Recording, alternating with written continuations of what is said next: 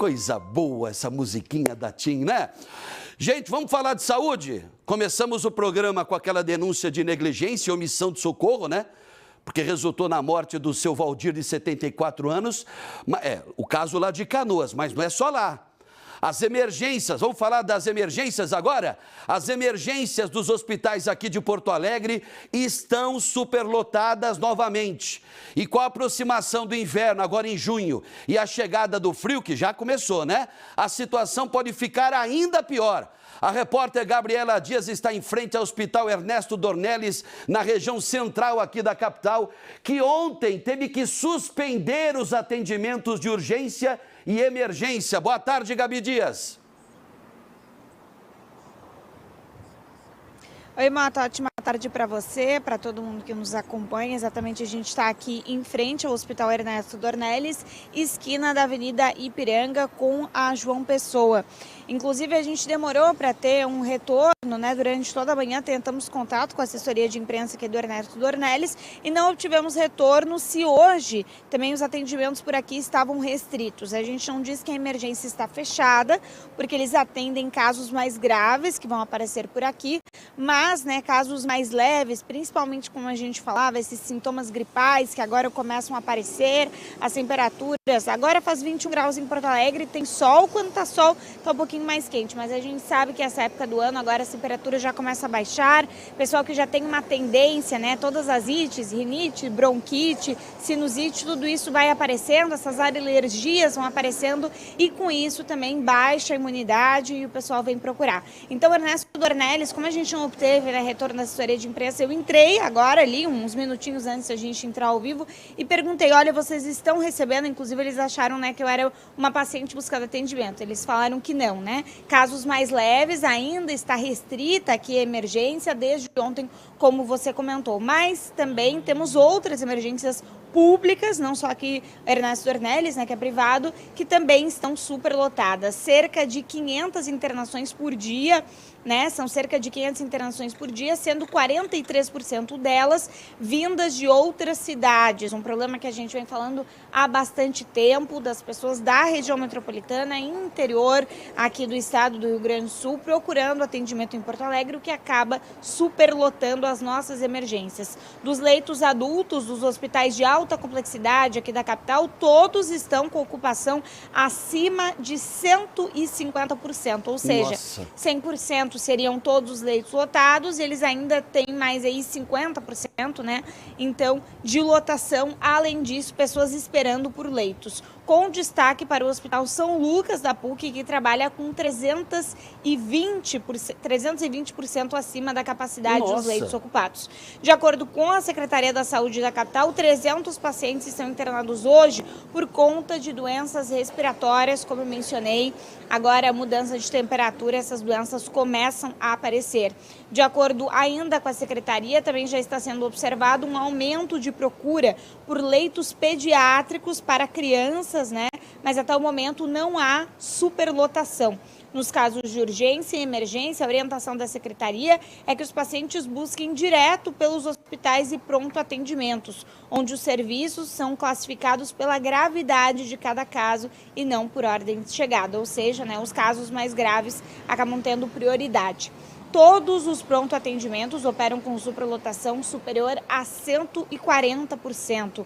A unidade de pronto atendimento Moacir Sclier se destaca com 365% de ocupação.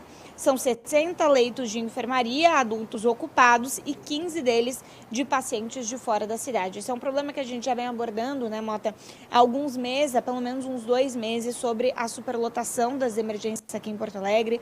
Já se foi questionado bastante sobre isso, inclusive reuniões, né, da prefeitura junto ao governo do estado para tentar arrumar uma solução. O que se fala muito são justamente dos pacientes, até um problema decorrente aí da enchente, né? A gente já nessa semana falando bastante sobre isso, dos pacientes que ou teve uma troca justamente nos hospitais da região metropolitana nos últimos meses, ou essas UPAs, né, também lugares de pronto atendimento acabaram sendo atingidos pela enchente, e aí as pessoas da região metropolitana e do interior acabam buscando atendimento aqui na capital. Só que a Secretaria Municipal de Saúde não está dando conta, né, de receber essas pessoas, Mota. A funila, né? É a chamada ambulancioterapia. Deixa eu aproveitar que a Gabi está falando de superlotação, porque não é só hospitais públicos não, hein? Ontem eu fiquei sabendo que a emergência do Moinhos de Vento, que é um hospital, né, que atende convênios e também particular, e a emergência da Santa Casa, as duas emergências estavam restritas ontem. Inclusive, deixa eu contar uma experiência que eu tive, né? Eu saí aqui do programa ontem e fui acompanhar o meu filho, o Gustavo, que tem 21 anos, já é um adulto, mas eu fui acompanhá-lo, né? Ao invés de ele ter que pegar aplicativo, eu fui de carro. Não, vem aqui que vamos lá no Mãe de Deus. E eu encontrei no Mãe de Deus, né, a emergência completamente abarrotada. Estava super lotada. Eu nunca tinha visto tanta gente lá na emergência do Hospital Mãe de Deus, que fica no bairro Menino Deus, região Centro-Sul aqui de Porto Alegre. Só que o problema do Gustavo era uma dor de ouvido, no ouvido esquerdo. Nesse ouvido aqui, ó. É que a imagem espelha, né? Mas ele estava com uma dor muito forte no ouvido esquerdo e tinha febre. E ele, inclusive, de domingo para segunda-feira, não tinha conseguido dormir por causa da febre. Então, vamos lá, né? O Gustavo chegou, entrou, pegou a senha para triagem, eu fui estacionar o carro, cheguei e o Gustavo já estava na fila da triagem.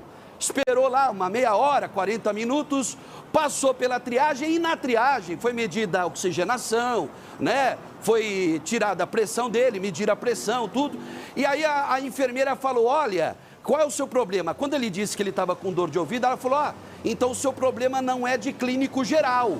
Inclusive a espera para clínico geral aqui no Mãe de Deus, a espera está entre 2h30, 3 horas, até mais. Eu vou encaminhar você, falou para o meu filho, eu só fiquei acompanhando, né? O paciente era ele, não era eu. E aí eu fiquei observando, olha, eu vou te acompanhar para o otorrinolaringologista, que é o que cuida de ouvido, né, de garganta, de nariz. E aí, felizmente, quando chegou na parte lá, a gente deu a volta para um outro corredor, e lá tinham outras pessoas também aguardando atendimento, mas para o otorrinolaringologista eram apenas 3 pessoas. 3.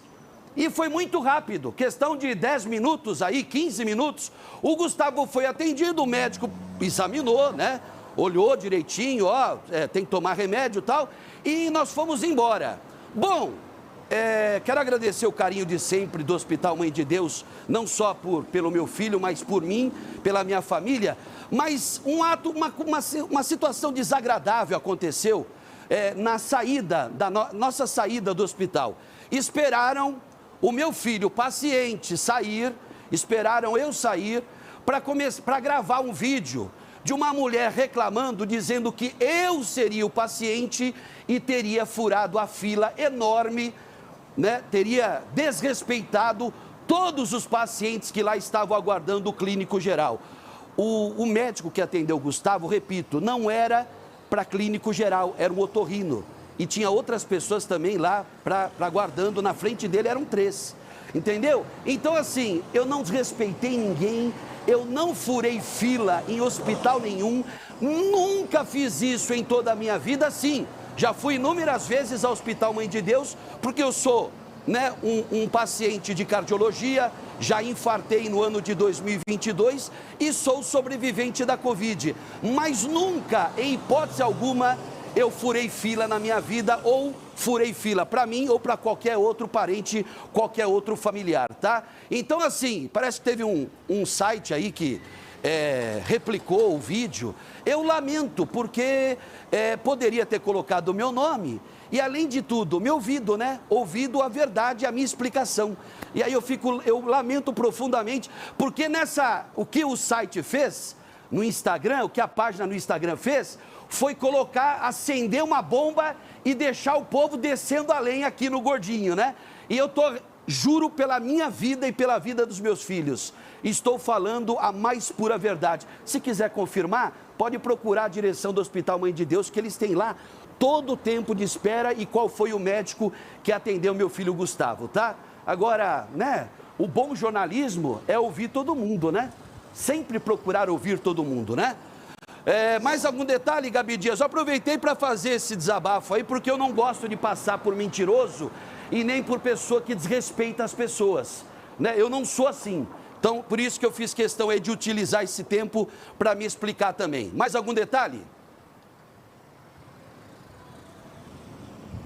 Não, Mota, a gente segue acompanhando a situação, né, das emergências superlotadas aqui em Porto Alegre, não só Ernesto Dornelles, que a gente está aqui na frente, mas também diversos hospitais públicos e também as resoluções, né, que a gente deve ter ali ao longo deste mês, agora de maio, que vai iniciar ainda essa semana, em relação à Prefeitura e Governo do Estado, como é que eles vão chegar, de fato, né, a um acordo sobre quem cuida desses pacientes que vêm da região metropolitana, que vêm do interior, qual é a responsabilidade da capital em cima disso e o que dá para fazer para ampliar esses leitos e poder receber essas pessoas de uma forma melhor. Prefeitura e governo do estado tem que entrar num acordo, porque quem está pagando o pato é a população, né? Principalmente aqueles que dependem do Sistema Único de Saúde. Porque se está complicado na parte privada, nos hospitais particulares e que aceitam convênios, imagina para o povo que não tem convênio e se vê obrigado aí a ficar numa fila de 8, 12, 24 horas à espera de atendimento. É complicado, mas é muito complicado isso. É ou não é? Obrigado, viu, Gabi Dias? Obrigado. Até mais. Tá certo? Ô, Sérgio, deixa eu só explicar. O Sérgio tá pé da vida comigo. O Sérgio falou, não, ignora isso. Não falou, Sérgio?